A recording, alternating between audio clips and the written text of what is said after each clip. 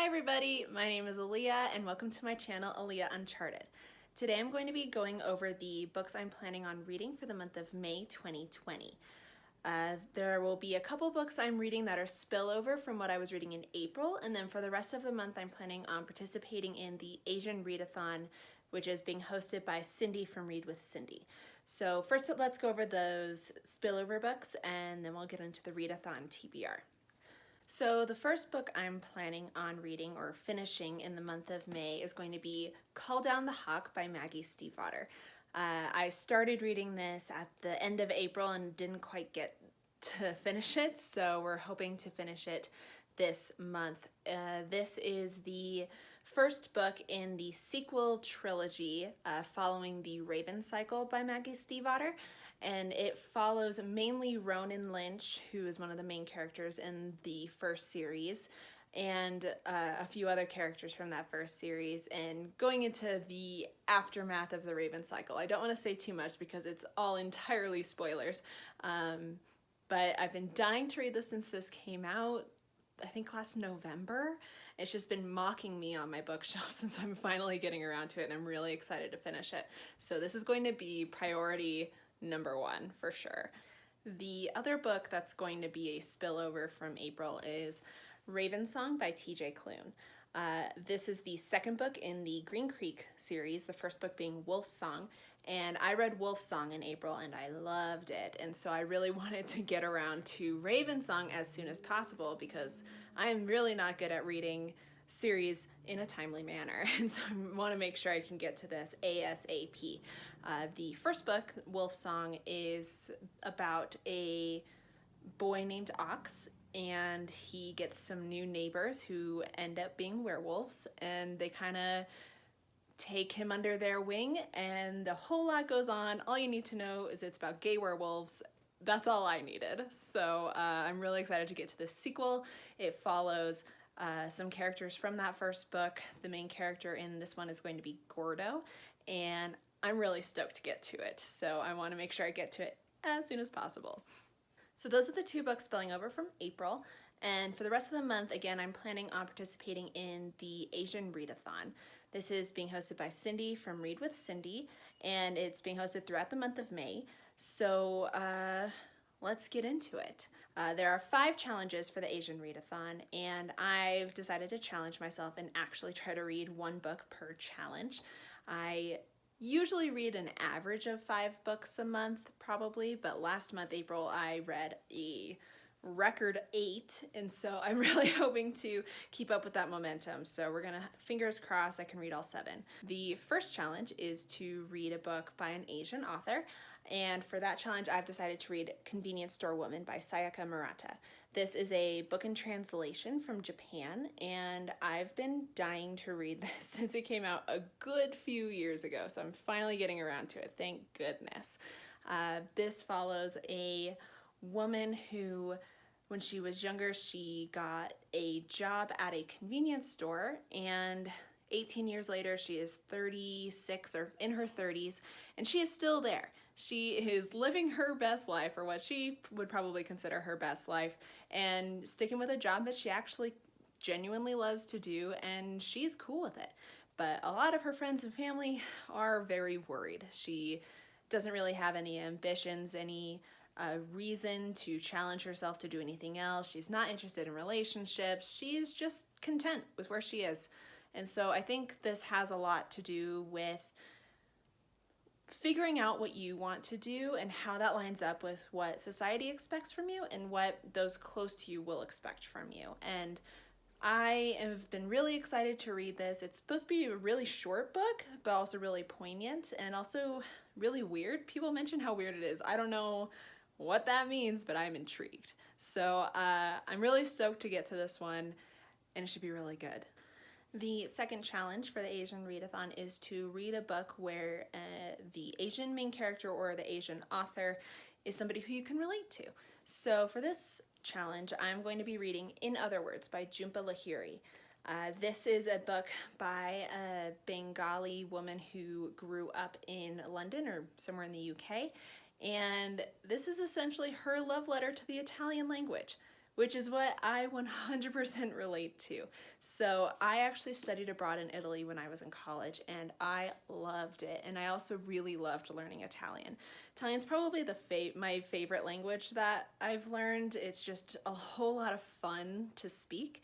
And I know I've been trying to keep up with my Italian skills, although it's definitely hard to find people to practice with in the middle of Colorado. So I'm really excited to read this. Apparently this has actually been written in Italian by the author and then translated into English. So this is kind of a situation where it'll have Italian on one side and English on the other side, which will be kind of an interesting read. So I'm not sure if I'm going to try to read it all in Italian first and all in English, or if I'm going to kind of alternate. I don't know, but it should be fun either way. If nothing else, then to give me some Italian practice, because Lord knows I need it. The third challenge for the Asian Readathon is the reverse of the last one. So it's to read a book where the Asian main character or Asian author is somebody who's different from you. So for this challenge, I'm going to be listening to the audiobook of Frankly in Love by David Yoon. This is about a Korean American boy who just got into a relationship with this girl, and he's really excited about it. He's stoked, living his best life. Like, he's just really excited about the whole thing. Unfortunately, she is a white girl, and his family is not really into that. They really want him to be dating a nice Korean girl and eventually marry a nice Korean girl, and he's just not about that. You know, he wants to live his life. So he enters into a kind of fake dating situation with a childhood friend or neighbor or something like that, who's kind of in roughly the same boat, is the impression I've got. So they pretend that they're dating each other for the sake of their parents, and then they just do whatever they want to do.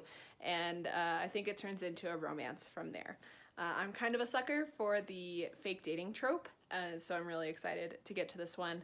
I cannot relate to this main character, mainly because he's a dude, and also I've never really encountered this whole situation, so it'll be interesting to see, to experience what it's like to have those expectations put on you by your parents. I'm excited to get to it. It should be really cute. The fourth challenge for the Readathon is to read a book recommended by an Asian. This could be somebody that you know, an Asian friend, or a recommendation by an Asian booktuber. I decided to go with the latter, so I will be reading Love Boat Taipei by Abigail Hing-wen. Hopefully I pronounced that right. So I've seen this making its rounds, maybe not a whole lot, but I did see Monica Kim. She had a pretty good review for it on Goodreads, and then I also just saw it recommended by Janani from The Story Ain't Over, and she also recommended it, so I'm gonna use it. This is kind of being touted as a kind of Gossip Girl situation, which I never watched that show, but it should be nice and dramatic. Essentially, this high school girl is being sent abroad for a kind of study abroad situation or a summer program, something like that, in Taipei. And her parents are thinking she's going there to study and learn Mandarin and be super nice and respectable. And apparently everybody else there is just there for the drama. So we're gonna see how it goes. Definitely not usually my type, but we're gonna give it a go. And then the fifth challenge for the Readathon is to read the group book, and the book that was chosen this year is Little Fires Everywhere by Celeste Ng.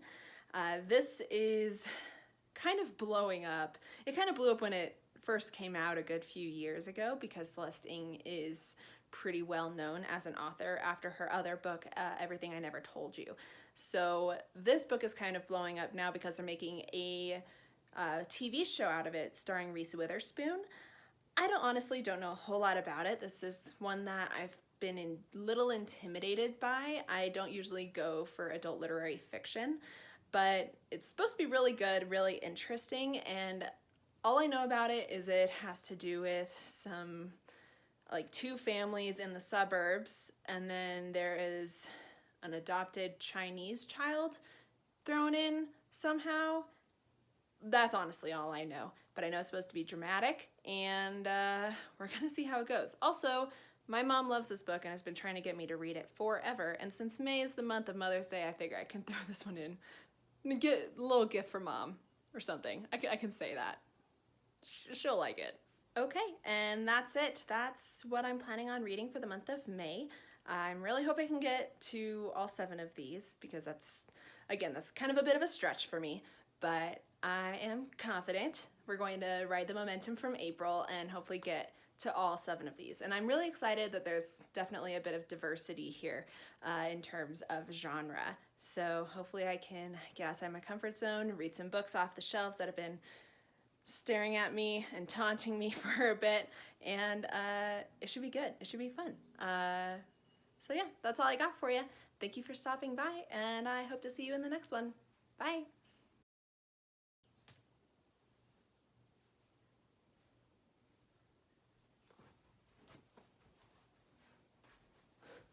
I don't know why I did that. That was weird.